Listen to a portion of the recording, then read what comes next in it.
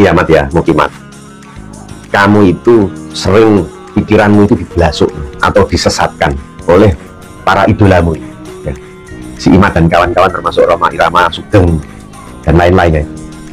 Itu mereka itu kadang-kadang bikin statement yang berkaitan dengan nasab itu hoax.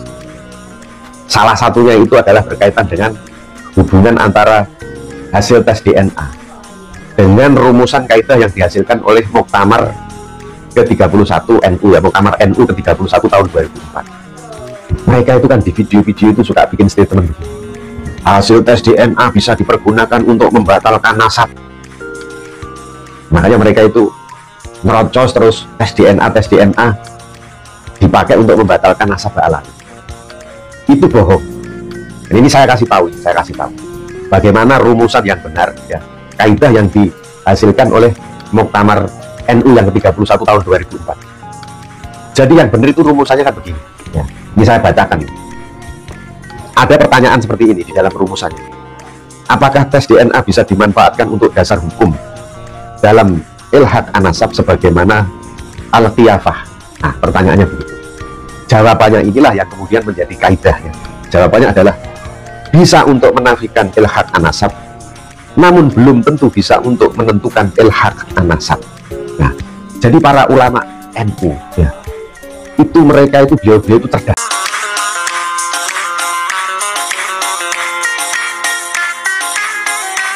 Assalamualaikum warahmatullahi wabarakatuh, saudara sekalian dan pemirsa dimanapun berada, kita berjumpa lagi.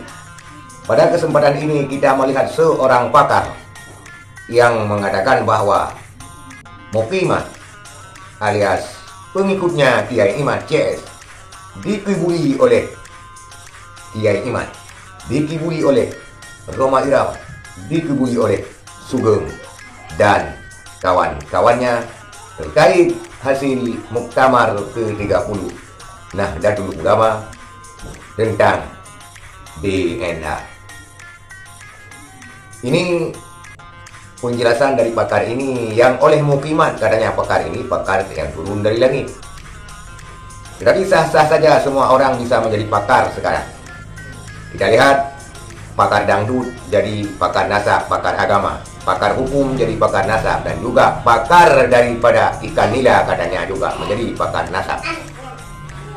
Kita lihat dulu respon daripada pakar ini yang mengatakan bahwa Mukimat dikibuli oleh Imat, Rhoma Irama, bahkan Sugeng. Kita lihat videonya. Gini ya Mat ya, Mukimat, kamu itu sering pikiranmu itu dibelasuk atau disesatkan oleh para idolamu ya. Si Imat dan kawan-kawan termasuk Rhoma Irama, Sugeng dan lain-lain ya. Itu mereka itu kadang-kadang bikin statement yang berkaitan dengan nasab itu hoax. Salah satunya itu adalah berkaitan dengan hubungan antara hasil tes DNA dengan rumusan kaidah yang dihasilkan oleh Muktamar ke-31 NU ya, Muktamar NU ke-31 tahun 2004. Mereka itu kan di video-video itu suka bikin statement hasil tes DNA bisa dipergunakan untuk membatalkan nasab. Makanya mereka itu merocos terus tes DNA dipakai untuk membatalkan nasab alami. Itu bohong. Dan ini saya kasih tahu bagaimana rumusan yang benar ya, kaidah yang dihasilkan oleh Muktamar NU yang ke-31 tahun 2004. Jadi yang benar itu rumusannya kan begini ya. Ini saya bacakan. Ada pertanyaan seperti ini di dalam rumusannya. Apakah tes DNA bisa dimanfaatkan untuk dasar hukum dalam ilhaq an-nasab sebagaimana al-qiyafah? Nah, pertanyaannya begitu. Jawabannya inilah yang kemudian menjadi kaidah ya. Jawabannya adalah bisa untuk menafikan ilhaq an-nasab, namun belum tentu bisa untuk menentukan ilhaq an-nasab. Nah, jadi para ulama NU ya, itu mereka itu beliau-beliau itu cerdas, maka menggunakan istilah menafikan ilhaq an-nasab, tidak menggunakan istilah membatalkan ilhaq an-nasab. Kenapa? Karena menafikan itu bisa dilakukan oleh siapa saja, tetapi membatalkan itu tidak bisa dilakukan oleh siapa saja kecuali oleh lembaga yang berwenang. Ngerti nggak maksudnya ini? Ini saya teruskan ini. Biar kalian itu tidak terkungkung di dalam kesesatan karena opini-opini yang membodohkan. Ya. menafikan itu berbeda dengan membatalkan. Menafikan itu artinya membantah. Nah, saya tunjukkan dasar hukum hadis yang dipergunakan oleh Muktamar NU yang ke-31 tahun 2004 untuk menyusun kaidah. Ya, hadis yang pertama yang dipergunakan, ya, hadisnya itu hanya dua. Ya, satu riwayat Tirmidzi, satu riwayat Bukhari, tetapi pada dasarnya itu konteksnya itu konteks yang sama, yakni hubungan nasab antara anak dengan orang tuanya. Nah itu ya. Jadi di dalam hadis riwayat Bukhari yang dipakai dasar untuk menetapkan kaidah di dalam Muktamar NU yang ke-31 itu begini. Ini ada perselisihan antara Sa'ad bin Abi Waqqas dengan Abdul bin Zam'ah. Nah itu. Nanti tolong dikoreksi kalau nama-nama yang saya sebut ini keliru. Ya. Jadi hadis yang dipakai itu Sa'ad bin Abi Waqqas itu membela saudaranya yang bernama Utsbah bin Abi Waqqas. Beliau mengatakan bahwa anak laki-laki yang diperselisihkan itu adalah anak dari Utsbah bin Abi Waqqas. Tetapi Abdul bin Zam'ah itu membantah. Beliau mengatakan bahwa itu adalah saudara laki-lakinya karena hasil hubungan badan antara orang tuanya dengan budak wanitanya, budak dari ayahnya. Perselisihan itu dibawa ke hadapan Rasulullah. Maka Rasulullah kemudian yang mengadili dan yang memutuskan ini anak siapa. Nah, seperti itu. Jadi mereka itu saling berbantah, berselisih. Lalu Rasulullah sebagai qadhi pada waktu itu sebagai hakim yang memutuskan. Jadi konteksnya seperti itu. Makanya kamu kalau percaya sama omongan para idolamu itu, junjunganmu itu, bahwa tes DNA itu bisa membatalkan nasab berdasarkan rumusan Muktamar ke-31, rumusan Muktamar NU yang ke-31, ya kamu tersesat. Kamu ikut tersesat. Karena rumusan itu tidak bicara tentang pembatalan, tetapi bicara tentang menafikan. Ya, para ulama itu nggak bisa membatalkan nasab. Tetapi beliau-beliau itu bisa menjadi, terutama yang pakar, yang ahli di dalam ilmu nasab, bisa beliau memberikan keterangan di muka pengadilan sebagai ahli, para ahli nasab itu. Begitu juga dengan hasil tes DNA. Kalau ada perselisihan nasab itu, hasil tes DNA-nya itu ya dibawa ke pengadilan sebagai bukti, lalu lantas di sana itu diuji kebenarannya. Ini misalnya begini, misalnya kamu namamu Pak Idi, kamu tidak mengakui anak yang dilahirkan oleh istrimu, lalu dites DNA, ternyata hasil tes DNA anak itu tidak identik dengan DNA-mu Pak Idi. Kamu bisa menafikan itu, oh itu bukan anakku. Nah, berarti membantah bahwa itu bukan anaknya si Pak Idi. Boleh mau menafikan. Namanya menafikan kan belum tentu membatalkan. Baru nanti bisa dibatalkan apa enggak ketika kemudian Pak Idi itu menggugat istrinya ke pengadilan. Gugatannya itu tidak mengakui bahwa anak yang dilahirkan oleh istrinya itu adalah anaknya Pak Idi itu. Tetapi lantas di situ itu diuji. Hasil tes DNA itu tadi diuji, didatangkanlah misalnya para ahli dari Pak Idi sebagai penggugat dan istrinya sebagai tergugat, diuji di situ. Ya, ini gambaran. Walaupun di dalam kenyataannya itu pengujiannya itu nanti, karena kalau misalnya si Pak Idi ini menuduh bahwa itu bukan anaknya, berarti kan sama aja dengan menuduh istrinya itu berzina, berarti ini li'an. Nah, tapi itu bisa dibahas tersendiri. Saya hanya mau membahas soal nasab ini. Nah, ketika diuji di pengadilan, hakim akan menilai hasil tes DNA ini valid apa enggak, akurat apa enggak, kan begitu. Dikaitkan dengan bukti-bukti yang lainnya. Mungkin istrinya itu nanti, kalau sudah jadi mantan gitu ya, mantan istrinya mengajukan bukti apa? Karena kalau sudah menggugat itu kan biasanya sudah bukan suami istri lagi, kecuali kalau di dalam perceraian yaitu suami istri. Tetapi kalau sudah berkaitan dengan nasab si anak ini, biasanya kalau sudah dinafikan tidak diakui, itu berarti kan sudah tuduhan zina. Jadi seperti itu. Jadi perselisihan nasab itu harus dibawa ke pengadilan. Tidak boleh orang itu semau-maunya sendiri membatalkan nasab orang. Apalagi yang nggak punya kaitan keluarga. Apa kepentingan hukumnya membatalkan nasab orang?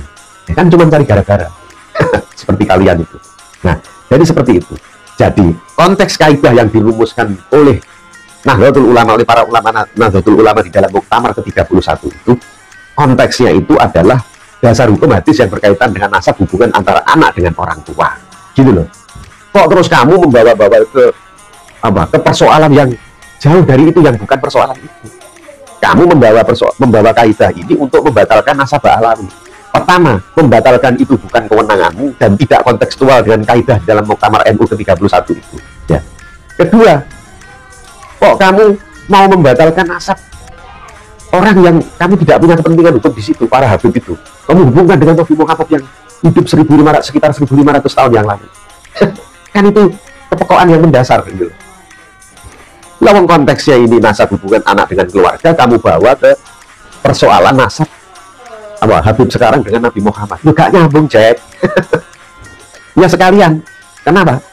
Kamu aja uji DNA seluruhnya keturunan Nabi Adam, pasti nanti masuk grup yang berbeda, sehingga kalian semua bukan keturunan Nabi Adam. Sekalian begitu. Jadi kalau kamu membawa kaidah ini di dalam konteks perselisihan nasab Ba'alawi ini, ya tidak nyambung, Jack. Jadi tambah tempel kalau memakai itu sebagai dasar dalam perselisihan nasab Ba'alawi. Itu yang namanya orang yang ilmunya jongkok, nggak ngerti ilmu tafsir. Kalau saya sekitar 25 tahun melakukan tafsir terhadap pedoman-pedoman kaidah berbagai macam, dari hukum barat, ya hukum adat, hukum Islam, di pengadilan sudah biasa saya, karena itu pekerjaan saya, ya. Tapi mereka-mereka yang nggak ngerti ilmu tafsir ini, ya, kok dengan sombongnya mereka itu mengatakan hasil tes DNA bisa untuk membatalkan nasab berdasarkan hasil Muktamar NU yang ke-31 tahun 2004. Wah, ngawur itu, ngawur pol, ya, nggak ngerti ilmunya tapi sok-sokan gitu. Makanya jadi tersesat dan menyesatkan publik itu. Banyak orang yang disesatkan seolah omongannya itu benar. Lah kamu, mereka itu loh, oh bukan hakim, bukan pengadilan mau membatalkan nasab orang. Lagian Muktamar tidak bicara soal pembatalan nasab, tetapi menafikan ataupun menentukan gitu loh. Kamu kalau mau membatalkan nasab ya lewat pengadilan, tapi kamu tidak akan bisa membatalkan nasab Ba'alawi karena tidak ada satupun lembaga yang bisa membatalkan itu. Nggak ada satupun lembaga yang berwenang membatalkan itu. Kenapa? Ba'alawi itu turun-turun berabad-abad, orangnya berada di seluruh dunia. Mana ada arbitrase nasab internasional? Kan nggak ada. Mana ada pengadilan nasab internasional? Kan nggak ada. Ya. Jadi kamu tidak akan bisa. Pengadilan Indonesia tidak berwenang membatalkan nasab Ba'alawi karena pengadilan Indonesia adalah pengadilan nasional Indonesia yang hanya bisa berlaku di Indonesia. Nah, sedangkan Ba'alawi ini tersebar di seluruh dunia. Ini persoalan internasional. Ya, apa kamu mau melanjutkan ya memakai nakoba hoax yang kalian katakan nakoba internasional yang ternyata abal-abal, nggak ada kantornya itu. Ternyata itu adalah apa? Orang-orang yang diantara anggota nakoba internasional yang resmi, terus kemudian mereka dipecati itu. Ya, lanjutkan saja, bikin hoax gitu ya. Jadi tambah lama tambah pekok, tambah tidak karu-karuan, tambah jeglek, itulah. Ayo coba belajar yang benar ya. Ditoto, ya. Hatinya ditoto, pikirannya ditoto, ilmunya ditoto, sehingga tidak terjebak di dalam kebodohan yang terus-menerus. Ya kecuali kalau kalian memang tujuannya bikin masalah, mau terus memperkeruh, mau pecah belah negara ini, mau kisruh, ya itu lain lagi. Mungkin itu ada misi seperti itu, ada bandarnya, ya saya nggak tahu itu, ya seperti itu ya. Itulah penjelasan seorang pakar yang bernama Sabda Tawun, di mana dia mengatakan bahwa iman Roma Irama bahkan Sugeng mengelabui, mengibuli pengikut-pengikut Imanuddin JS alias Si Mukiman. Pakar ini memang sangat dimusuhi oleh Si Mukiman. Ada yang mengatakan pakar dari air hujan, pakar turun dari langit, bahkan pakar-pakaran. Tetapi bapak ini adalah ahli hukum SHMH. Dia memang menganalisa tajam dan mempunyai pemikiran yang brilian. Walaupun Si Mukiman membencinya mungkin karena sikap arogan dan sikap sombong yang turun daripada junjungannya. Karena kita lihat sekalian, junjungannya pun bersikap demikian. Bak kata pepatah, kalau guru kencing berdiri, muridnya pasti kencing berlari. Kalau ayah kencing berdiri, anaknya pun kencing berlari. Begitulah kira-kira saudara sekalian. Maka apapun yang disampaikan oleh pihak lainnya selain pihak junjungannya, mereka tidak akan pernah percaya. Walaupun ulama sepuh sekalipun seperti Kiai Syukron Makmum dan juga Buya Ar-Razi, juga Buya Yahya, mereka tetap tidak percaya karena dibalut oleh rasa arogan, kesombongan, keangkuhan, sebagaimana sikap daripada junjungannya. Yang belakangan ini junjungannya didukung oleh pakar-pakar, pakar tata negara, pakar hukum menjadi pakar nasab, pakar dangdut menjadi penceramah dan pakar nasab. Bahkan konon katanya pakar ikan nila pun jadi pakar nasab. Itulah saudara sekalian, kenapa profesor ini mengatakan bahwa Muhibman alias pengikutnya Kiai Iman dikibuli oleh junjungannya. Sekian, terima kasih. Assalamualaikum warahmatullahi wabarakatuh.